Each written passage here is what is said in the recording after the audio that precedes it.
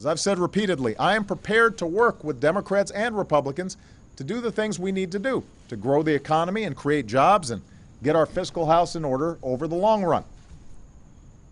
Although I should add, this shutdown isn't about deficits or spending or budgets. After all, our deficits are falling at the fastest pace in 50 years. We've cut them in half since I took office. In fact, many of the demands the Republicans are now making would actually raise our deficits.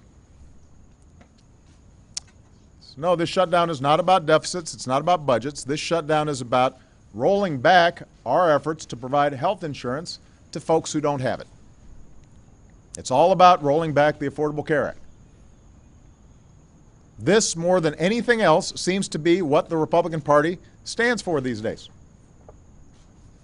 I know it's strange that one party would make keeping people uninsured the centerpiece of their agenda, but that apparently is what it is.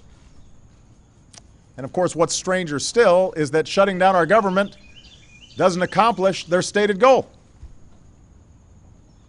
The Affordable Care Act is a law that passed the House, it passed the Senate, the Supreme Court ruled it constitutional. It was a central issue in last year's election. It is settled, and it is here to stay. And because of its funding sources, it's not impacted by a government shutdown.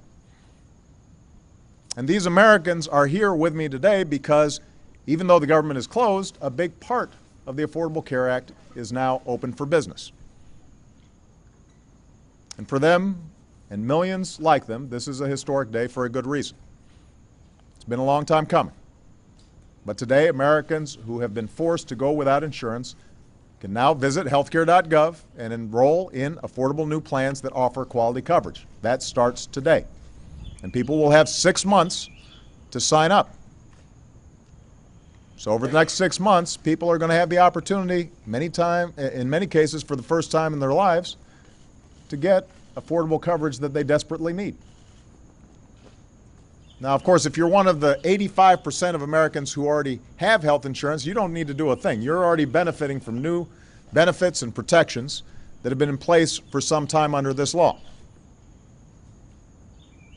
But for the 15% of Americans who don't have health insurance, this opportunity is life-changing. And let me just remind people why I think this is so important. I heard a striking statistic yesterday. If you get cancer, you are 70% more likely to live another 5 years if you have insurance than if you don't. Think about that. That is what it means to have health insurance.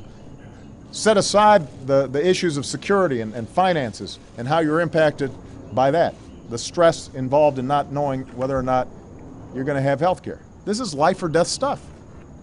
Tens of thousands of Americans die each year just because they don't have health insurance. Millions more live with the fear that they'll go broke if they get sick. And today we begin to free millions of our fellow Americans from that fear.